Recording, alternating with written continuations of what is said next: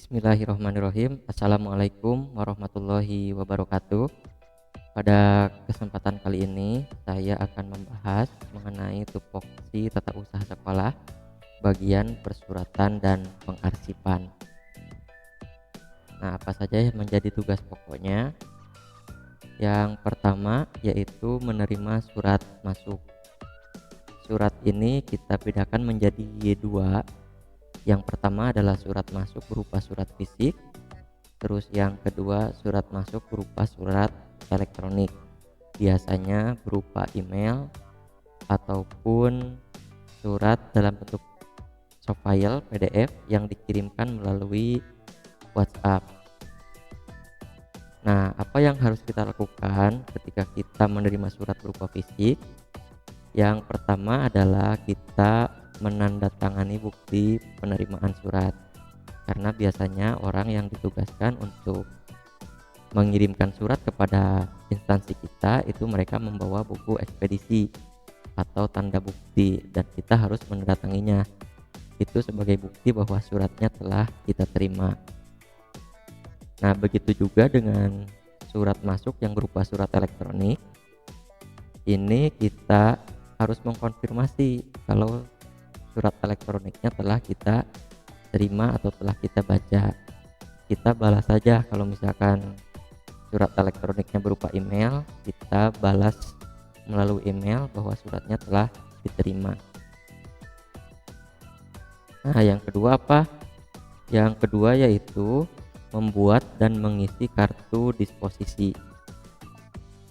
Pertanyaannya apa sih disposisi itu? Nah, saya akan baca saja ya. Pengertiannya, disposisi adalah sebuah istilah yang sering digunakan dalam aktivitas perkantoran, khususnya di bidang administrasi. Menurut Kamus Besar Bahasa Indonesia, disposisi adalah pendapat seseorang pejabat mengenai urusan yang termuat dalam suatu surat dinas. Dan selanjutnya silahkan bisa dibaca sendiri ya.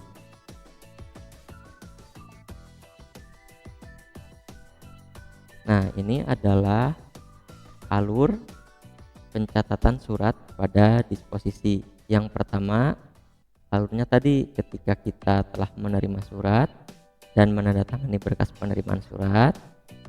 Selanjutnya kita pisahkan surat yang masuk itu berdasarkan klasifikasinya.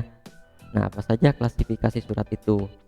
Bisa surat itu berupa surat undangan, bisa juga hanya surat pemberitahuan atau surat permohonan izin. Nah, itu bisa bermacam-macam, jadi silakan dibedakan berdasarkan kepentingannya. Yang ketiga adalah surat itu dicatat pada lembar disposisi rangkap 2. Nah, jadi surat disposisi itu nanti dicetak di rangkapnya rangkap 2.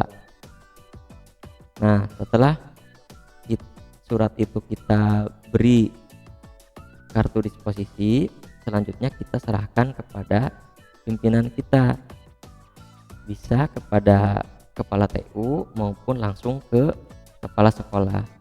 Jika memang surat tersebut bisa atau levelnya cukup di tata usaha saja, maka kita cukup berikan ke kepala tata usaha.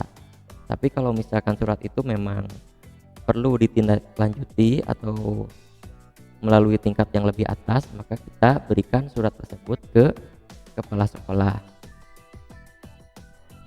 Yang kelima yaitu lembar disposisi dicatat ke dalam buku ekspedisi surat masuk dan beri input ke dalam sistem terpadu di instansi jika ada ya.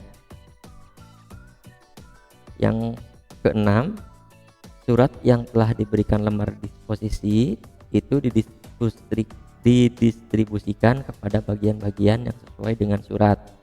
Nah, jadi ketika surat itu sudah diberikan kepada kepala sekolah dan kepala sekolah sudah mengetahui, misalkan surat tersebut adalah surat undangan pertandingan untuk siswa misalkan, maka kepala sekolah akan menginstruksikan surat tersebut untuk dilanjutkan kepada Wakasek kesiswaan. Jadi alurnya seperti itu. Nah, ini adalah contoh format kartu disposisi. dan format ini tidak baku sebetulnya, jadi silahkan disesuaikan dengan kebutuhan sekolahnya masing-masing. Nah, seperti ini. Di sini ada kop sekolah, ada logo, terus sebagai keterangan kita cantumkan lembar disposisi. Indeks. Nah, indeks ini maksudnya seperti jenis surat tadi, apakah surat undangan atau surat permohonan izin atau hanya surat pemberitahuan. Di sini bisa di checklist apakah bersifatnya ini rahasia, penting atau rutin. Kodenya ini diisi sesuai dengan kode yang ada pada surat tersebut. Terus tanggal juga diisi sesuai dengan titik mangsa surat. Nomor surat juga diinput lengkap. Tanggal diterima. Nah, ini tanggal diterima itu bisa saja sama dengan tanggal surat atau bisa jadi berbeda dengan tanggal surat. Asal surat adalah dari instansi mana kita menerima surat. Misalkan dari antar sekolah atau dari dinas pendidikan, ini dicantumkan juga. Tanggal penyelesaian nanti dicantumkan. Nah, isi ringkas, misalkan surat tersebut berisi tentang undangan pertandingan bola voli misalkan, jadi silakan diisi ini. Nah, ini instruksi dan informasi diisi oleh kepala sekolah. Jadi setelah surat itu kita isi sampai diisi ringkas, nah untuk selanjutnya ini diserahkan ke kepala sekolah. Nah, kepala sekolah yang mengisi ini, apakah surat tersebut akan ditindaklanjuti atau cukup hanya sebagai pemberitahuan saja. Misalkan kalau ada instruksi, berarti Bapak Kepala Sekolah di sini menginstruksikan lagi kalau misalkan surat ini mohon diteruskan ke bagian Wakasek kesiswaan, maka di sini juga dicantumkan diteruskan kepada Wakasek kesiswaan. Nah, setelah itu barulah surat tersebut diserahkan ke Wakasek kesiswaan untuk ditindaklanjuti. Yang ketiga yaitu mengelola buku agenda surat masuk dan keluar. Nah, ini adalah contoh format buku agenda surat masuk. Jadi kalau misalkan ada surat yang masuk dari instansi lain, ini dasarnya adalah dari kartu disposisi yang tadi.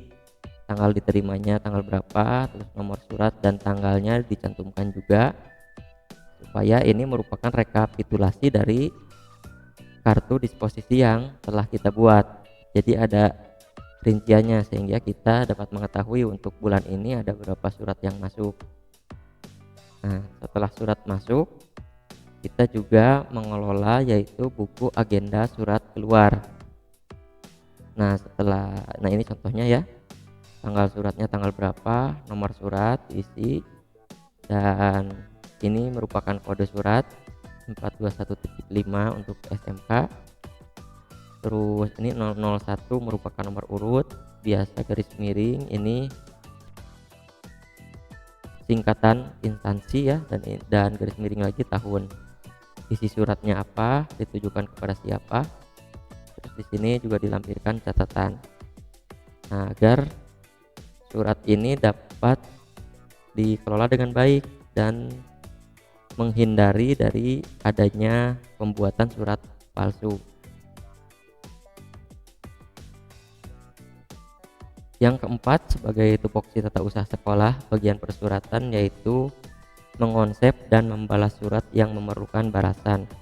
Misalkan surat yang kita terima itu adalah surat permohonan izin PPL ya untuk di sekolah kita, maka ketika kita menyerahkan surat itu ke kepala sekolah dan ternyata kepala sekolah menerima, maka kita harus membalas surat tersebut ke instansi yang bersangkutan. Yang kelima, mengonsep dan membuat surat yang diinstruksikan oleh pimpinan. Nah, kalau tadi mengonsep balasan, yang kelima ini adalah mengonsep untuk membuat surat. Misalkan sekolah akan mengadakan sebuah kegiatan ujian sekolah misalkan. Nah, maka sekolah akan membuat surat pemberitahuan kepada siswa maupun orang tua siswa. Nah, maka tugas kita adalah mengonsep surat tersebut. Nah, nanti setelah surat tersebut jadi, kita langsung ke nomor 6, yaitu menggandakan surat. Nah, setelah digandakan, barulah surat tersebut didistribusikan kepada pihak-pihak yang akan ditujukan surat tersebut. Yang kedelapan atau yang terakhir, yaitu menata dan mengarsipkan dokumen persuratan. Jadi diusahakan ada lemari khusus untuk menyimpan surat-surat masuk maupun surat-surat keluar sebagai arsip di sekolah kita. Nah, itu saja yang menjadi tupoksi tata usaha persuratan dan arsip. Mudah-mudahan video ini bisa bermanfaat. Wabillahi taufiq wal hidayah. Wassalamualaikum warahmatullahi wabarakatuh.